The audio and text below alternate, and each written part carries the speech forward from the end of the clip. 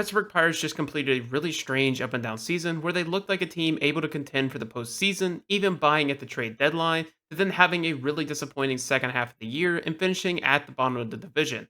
However, what you can learn from the season is that they have the pieces to make an exciting team for 2025, and luckily for them, I am the one making the general management decisions today. This makes the ninth team I have rebuilt across the month of October, which is all a part of my Rebuilding October series, where I rebuild a new team every day across the month of October. So whether you're looking for your favorite team or seeing how every team should approach the offseason, I've got you covered.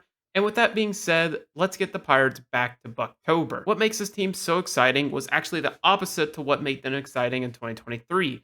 Coming into the year, there were a lot of question marks around the team's rotation. However, with the emergence of Paul Skeens and Jared Jones alongside Mitch Keller, it formed as formidable of a top three starting pitchers as anybody in baseball. And alongside so much young talent in the field, it makes this team pretty exciting. And with the right supporting cast, this team could be bound for the postseason in 2025. However, before we can look at who the Pirates should add, we need to look at who will be leaving the team in free agency. The first player leaving in free agency is Aroldis Chapman, who ended up taking over the closer role for the team as the season went on, and David Bednar collapsed. Chapman proved to be pretty decent, posting a 3.79 ERA across 61 innings pitched. However, for the price point, there are better options. Chapman will undoubtedly get a contract elsewhere, but Pittsburgh will not be his home in 2025. Another southpaw leaving in free agency is starter Marco Gonzalez, who continues to struggle with arm injuries. The Pirates took a risk on Gonzalez heading into the 2024 season, acquiring him in hopes of putting the arm injuries behind him. However, after only posting 7 starts, he found himself on the injured list again. And it doesn't make sense to take a risk on such an injury-prone pitcher with so many options available internally. The Pittsburgh hero Andrew McCutchen is another name that is set to hit free agency, but in this case, the Pirates will retain the city's beloved player. He will return to a reduced role, more so as a fourth outfielder and platoon option at DH, which we will get into in a bit. Yasmani Grandal is another name set to hit the free agent market, and I think it makes sense for the team to let him go in free agency. This is a team that has plenty of internal options at catcher, with arguably 4 major league catchers, so retaining Grandal doesn't make a whole lot of sense. Finally, the team will be releasing Jalen Beeks and Ryan Baracki into free agency. Baracki has had his shining moments with the teams, but after an injury-riddled season, the team should be looking for a more reliable option.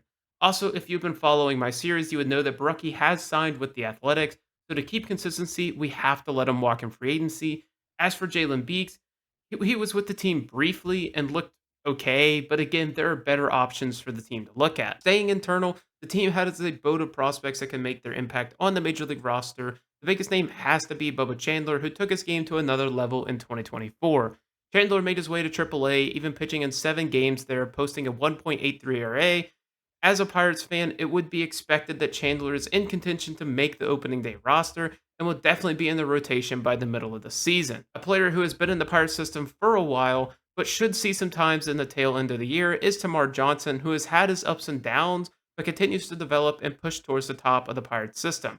He is a second base prospect, so it makes it difficult for him to push through all the players already at the major league level, but he has been so good in years past that his time will come. Another starter the Pirates could add at some point is Braxton Ashcraft, who continues to put up phenomenal number as he progresses up the Pirates system. However, he will be part of a trade to another team for a big name in this video. However, for now, he is a top prospect for the Pirates. And then to include another guy who snuck into the top 100 prospects in the minor leagues, the Pirates have Thomas Harrington, who again is another starter who puts up big time numbers. That is once again a part of a trade. This time it was a prospect exchange with the Colorado Rockies, where they simply have a plethora of outfield prospects.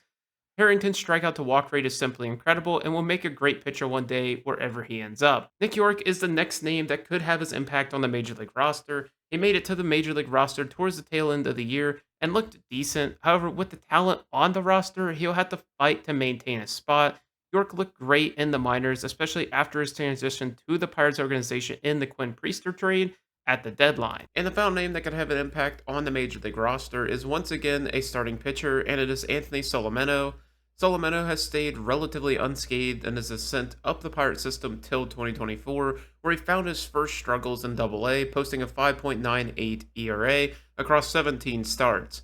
However, there is potential for the pitcher to make the roster towards the end of the season if everything goes perfectly. With all the internal scouting done, the Pirates need to add offense to the team in a unique way. Since the team refuses to spend money, a trade would be in order, and who better to get than Yandy Diaz of the Tampa Bay Rays, who continues to put up great numbers from the first base spot for the Rays. In return, the Rays would get Henry Davis, the former number one overall pick, Braxton Ashcraft, the previously mentioned starter, and Bailey Falter from the rotation, who has some interesting quirks for the Rays to play with. Diaz has been a plus hitter over the past 7 years and would be a much welcome addition to this dormant offense. Another big bat the Pirates would add, this time via free agency, is Jock Peterson, who would give the team some much needed power numbers. Since the start of 2021, Peterson has averaged 20 home runs per year and an 818 OPS. So it would be a great offensive addition to this team desperately in need of instant offense. And if Jock needed some time off versus a lefty or something, McCutchen could fill that role as well. Then rebuilding the bullpen would include the addition of Daniel Hudson, who continues to put up great numbers despite his age. Since 2021, Hudson has quietly posted a 2.92 ERA across 142 innings and would add some much needed stability to a bullpen that has had many ups and downs in 2024. Hudson excels at pretty much every aspect of being a good reliever. He gets a ton of strikeouts, limits home runs and hits, and doesn't walk all too many batters. It would be a high quality add for a bullpen that is in need. And then joining him to help fill the void at the lefty reliever spot would be Brent Suter. Suter again is one of these relievers who continues to put up great numbers as he ages and does so very quietly. Since the start of the 2021 season, Suter has posted a 3.34 ERA across 275 innings with 3 different teams. He isn't a strikeout artist like most relievers, but limits walks and home runs, so he always keeps damage to a minimum. And that's going to do it for the additions for the 2025 Pirates, leaving Joey Bart at catcher after an impressive season in 2024, Yandy Diaz at first base, Nick Gonzalez at second after a solid stint in the majors, Isaiah Kiner-Falefa at short, who I would have liked to replace, but the Pirates just traded for him at the deadline, and I had to be realistic at some point. Brian Hayes at third, who we can hopefully see a full healthy season from, Brian Reynolds in left, Cruz in center, and De La Cruz in right, with Jock Peterson at DH. Andy Rodriguez would fill the backup catcher role. Andrew McCutchen, who honestly doesn't have the most defined role, but it's Andrew McCutchen in Pittsburgh. Jared Triolo for his defensive versatility, and either Billy Cook or Nick York, depending on who starts the year hot. Paul Skeens would headline the rotation with Jared Jones and Mitch Keller following him up, and Johan Oviedo and Luis Ortiz rounding out the rotation with Ortiz on the hook to move to the bullpen when Bubba Chandler's service time has been successfully manipulated. Would this roster be even remotely possible with the current ownership? No, absolutely not. But let a Pirates fan dream. This roster solves a majority of the problems the 2024 roster face with the lack of instant offense and the bullpen's meltdowns when the team did get a lead. If all the cards fall right, this team could make Bucktober possible once again.